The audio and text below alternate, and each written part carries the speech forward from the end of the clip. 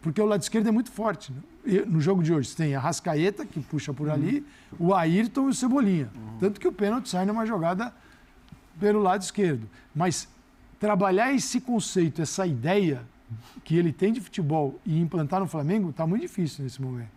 Então, e o Flamengo tem. Sem tempo, né, Calça? O Bahia, estou falando de 6 dias. A gente falou para o Flu, vale para o Fla. Em 6 dias, ele tem o Bahia, que eu acredito que ele vai dosar a equipe, porque ele tem o Fluminense, e você tem o Fluminense, que deve fazer o mesmo, mas quem é que chega mais preparado para o confronto?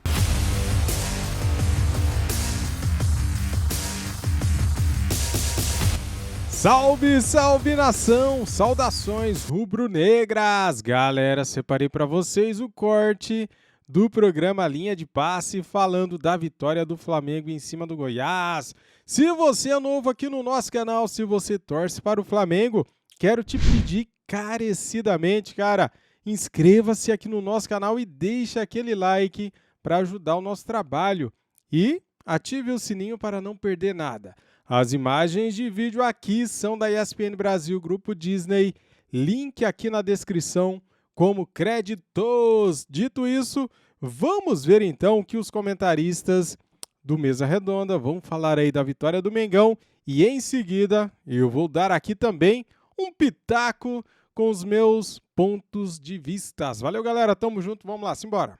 Nossa hashtag, estamos entrando na última meia hora de programa e falaremos agora da vitória do Flamengo. No Maracanã, 2-0 para cima do Goiás. Começamos pela entrevista concedida logo depois do jogo pelo técnico Jorge Sampaoli. Bora. Sinceramente, o jogo de Paranaense se perdeu por detalles ou por acciones. Eu considero esse jogo muito bom para a gente, aunque o time perdeu, então é difícil destacar isso. Hoje o equipo teve primer tempo de muita aceleração innecesariamente e puso al partido a correr, então não é o melhor para nós. O segundo tempo o time se juntou. No hubo transiciones, o dominó todo el segundo tiempo con mucha amplitud y podía haber ganado por mucho más goles. Pero creo que en este proceso la posibilidad que tiene Otimi de ser competitivo es un modo de consolidación colectivo. Bom, chamou a atenção no final de semana ele dizer, como repetiu em outras palavras agora, que o Flamengo controlava os seus jogos, mas não vencia. Era superior aos seus adversários, mas não vencia. Hoje o Flamengo conseguiu as duas coisas, né? Controlou o jogo e venceu o Goiás. Eu só discordo minimamente que o Flamengo controlou os outros jogos. Ele teve pequenos momentos de controle e momentos de descontrole emocional, onde ele trocava, né, o comando do jogo com o adversário, mas eu estou de acordo que hoje, de fato, o cenário é diferente. Aí o momento da lesão do Pedro, né? Uma pena, que ele teve uma entorse e agora uma questão muscular. Agora, acho que a grande virada hoje é o Flamengo, se não era brilhante, vira o primeiro tempo com 1-0. E se ele, pelo menos, não foi senhor do jogo absoluto, ele não deixou o Goiás tomar as rédeas. Ficam os 3 pontos, precisava vencer, né? O Flamengo, aquela coisa de zona de rebaixamento, precisava vencer. Ficam os minutos de Arrascaeta, de Bruno Henrique, a tentativa, uma melhora no segundo tempo, o Cebolinha com a bola agora. Vitor Hugo, muito bem, tem coisas a se falar, um início de trabalho de Sampaoli, e início vai ser assim, não vai estar brilhante, mas não dá para fechar os olhos por tanto de chance que o Flamengo concede ao Goiás. É mais um jogo que o Flamengo se apresenta muito frágil defensivamente, acompanhando as estatísticas. Foi o jogo em que o goleiro do Flamengo mais foi obrigado a fazer defesas na temporada. O Matheus Cunha fez 6 defesas. Você está falando de um jogo contra o Goiás em que, em tese, São Paulo está falando que você controlou. Você concede muitas chances. E aí você pega o adversário minimamente mais qualificado, você vai voltar para aquele roteiro. Que o adversário vai fazer um gol por uma qualidade, seja por um Vitor Roque sem querer contra o Atlético Paranaense, um outro tipo de adversário. Ele vai fazer um gol e aí você vai se desestabilizar. Hoje o Flamengo não teve essa virada de chave para se desestabilizar. Não esteve perto de perder o controle do jogo. mas ele concede mais uma vez muitas chances. O São Paulo, que sempre trabalha de para frente para trás, ele precisa pensar, precisa cogitar, olhar com muito mais carinho para essa defesa desarrumada, porque você não pode obrigar o seu goleiro a fazer 6 defesas diante do Goiás em casa com o jogo em tese controlado. Acho que são os recados que ficam. Agora também não dá para virar e falar que porque o São Paulo precisa apresentar mais. O São Paulo é mais uma vítima dessa eterna troca em abril, maio, junho ali do Flamengo. O trabalho está começando. Em tese, um trabalho começando é isso aí. O problema do Flamengo é que a temporada já não está começando. Então talvez ele precise acelerar essas questões que a gente pontua. Mas hoje ele precisava vencer. Ele veio para fazer um trabalho que foi adiado lá com o Paulo Souza. Aí veio o Dorival para acertar, ganhou o título.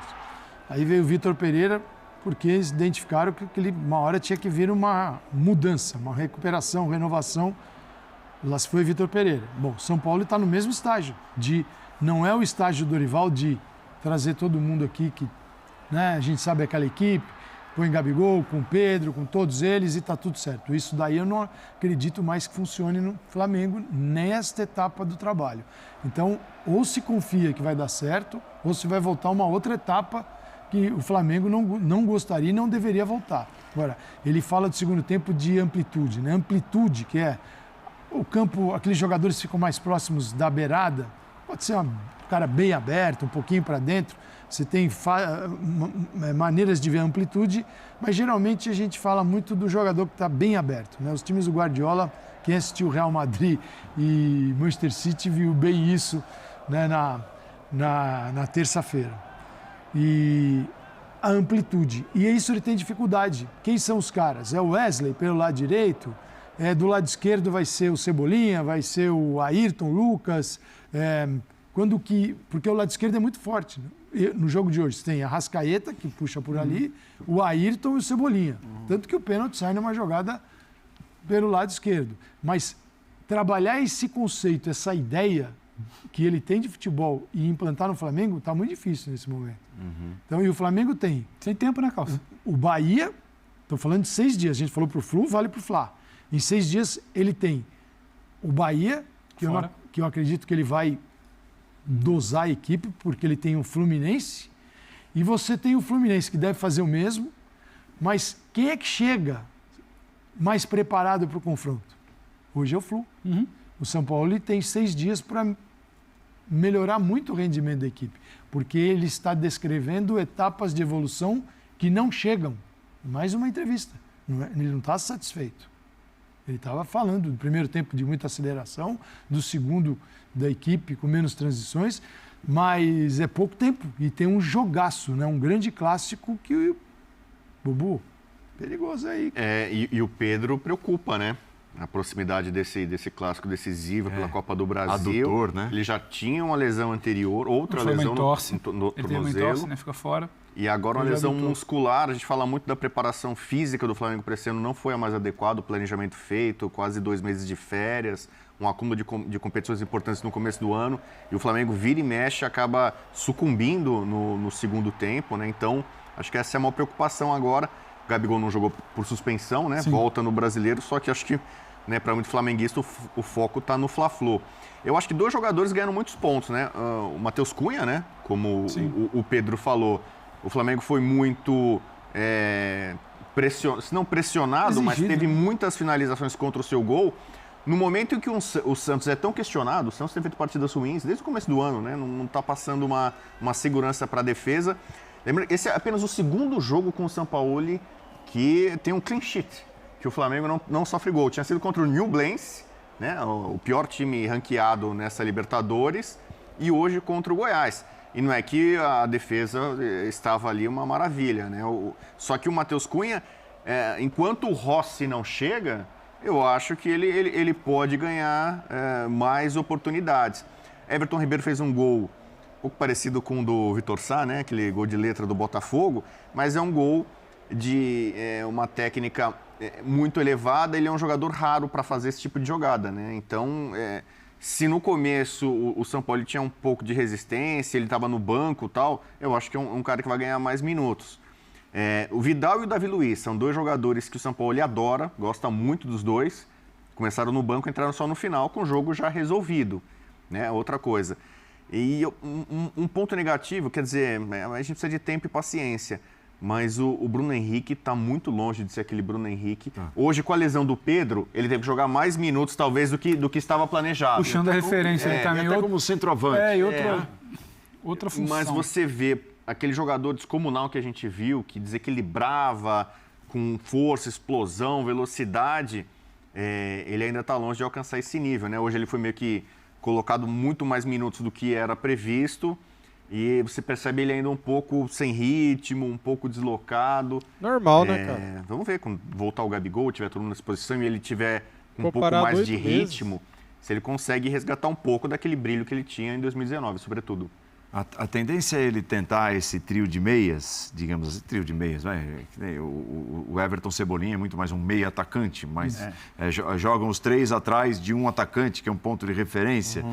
O Arrascaeta, o Everton Ribeiro, que não vinha fazendo um bom jogo, até meteu um golaço com muita categoria, e o Everton Cebolinha, um de um lado, outro do outro, e o Arrascaeta no meio. Eu acho que pode ser assim até pela... Bom, primeiro que a gente está considerando a ausência do Pedro, é isso? A gente está considerando... Porque... Mas, por exemplo, pensando no próximo jogo, que é uma boa conversa também, porque tem o Fla-Flu logo a seguir, mas se fossem em condições normais... você tem o Gabigol de centroavante e jogaria essa linha de três por trás dele, isso, por exemplo? Pode ser. Eu acho que funciona bem. O Everton Ribeiro... São jogadores diferentes, muito diferentes, né? Acho que o Everton Ribeiro do Cebolinha, por exemplo, o que joga pela direita e o que joga pela esquerda. Então, o que joga pela direita pode dar o corredor para a subida do Wesley, que é um bom lateral, agudo. O Cebolinha já tem a característica mais de ser o ponta agudo, lá que tem trabalho. Aí precisa ter um entrosamento, e acho que hoje a gente viu bem com o Ayrton Lucas, mas dá para ser assim. Eu acho que assim, a questão do Flamengo é sempre essa, não faltam alternativas boas do ponto de vista ofensivo.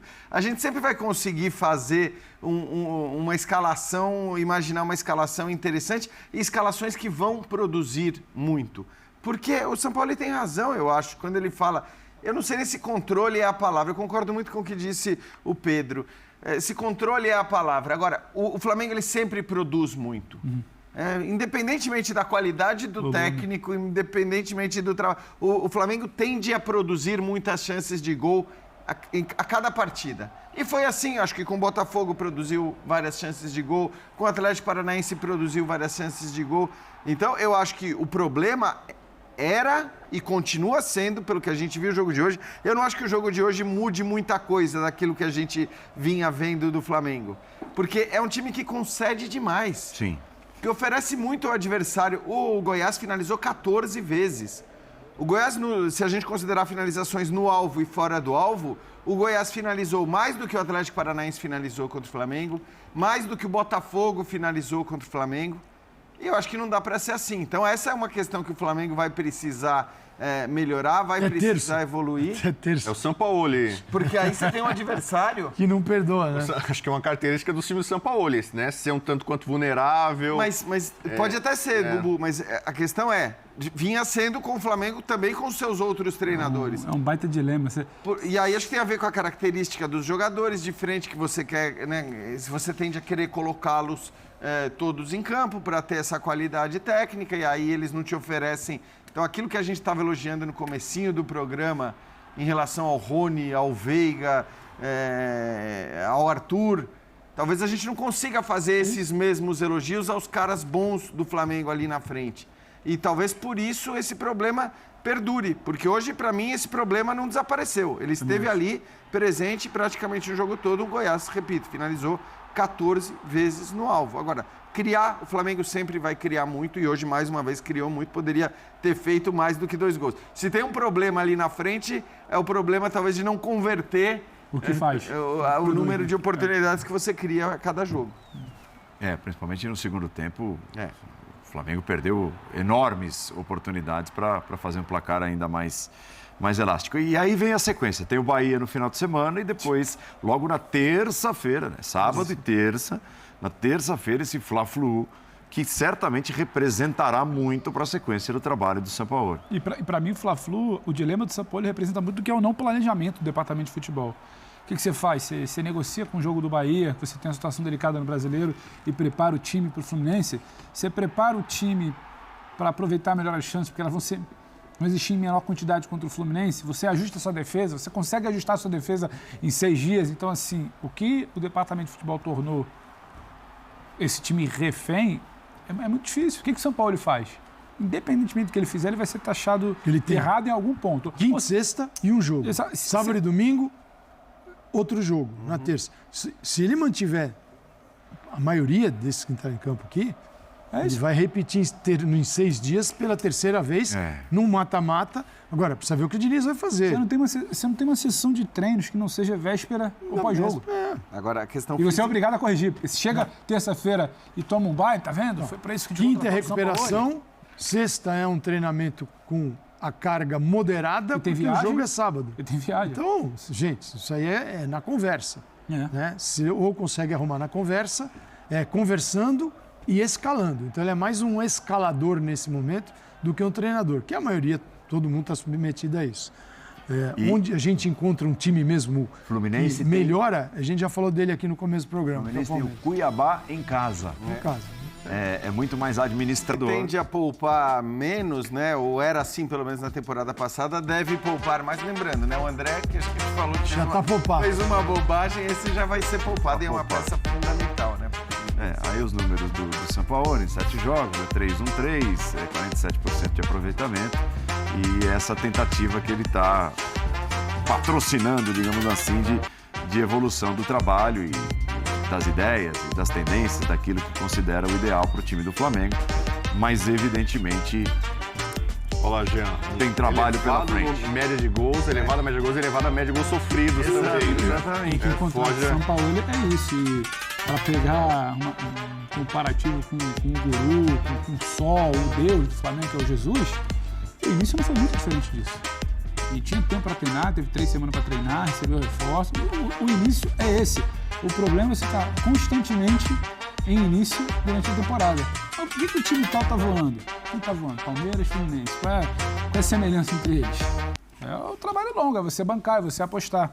O Flamengo está sempre no início de trabalho. Destaque o Flamengo está sempre no início de trabalho. É isso aí, 3 vitórias, vai oscilar muito dentro de jogo. Hoje você tenta não oscilar, ainda que sofra. Então, não dá para reclamar e achar que esses números são ao acaso, aleatórios. O São Paulo ainda parece um pouco murcho, um pouco apático. Na coletiva ele estava rouco. Acho que hoje talvez ele tenha gritado, falando um pouco mais com o time. Só que ele parece um pouco diferente que eu acho, das passagens anteriores aqui no futebol brasileiro. Sabe o que eu acho que está acontecendo, Bubu? Pelo menos nas entrevistas coletivas, e acho que é louvável, a questão da língua, dele tentar falar português, eu acho que está, de alguma maneira, intimidando. Ele não fala com a mesma eloquência que ele fala. Ele ainda não grita em português.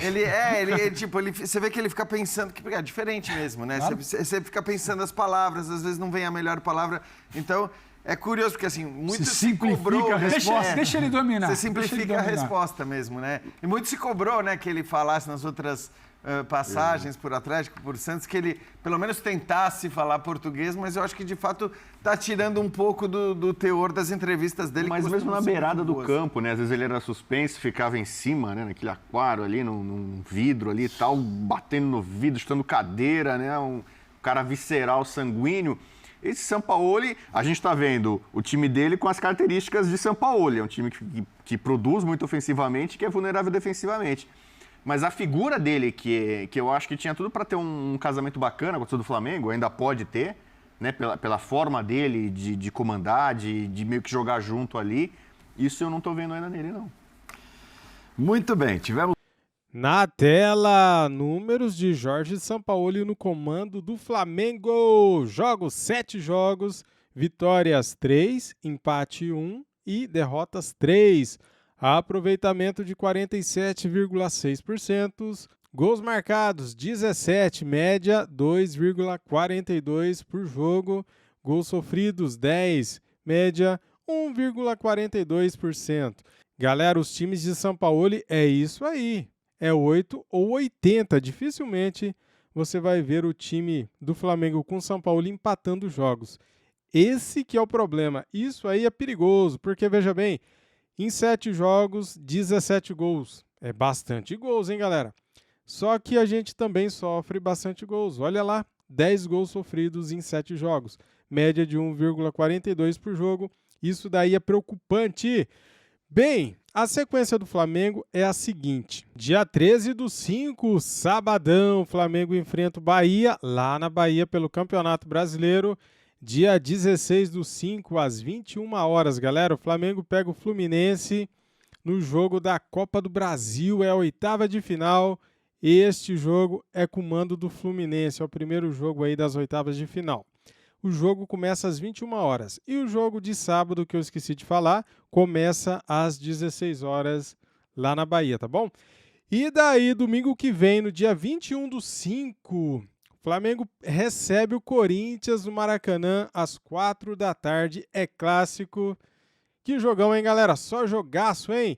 Veja bem, o Flamengo precisa chegar bem contra o Fluminense. E por isso, acredito eu que o Flamengo não vá jogar com um time totalmente titular contra o Bahia. Acho que o Sampaoli vai mesclar esse time aí, pensando na Copa do Brasil, que é um jogo de mata-mata, é um jogo que vale muito, é um jogo que, cara, é a Copa do Brasil, né?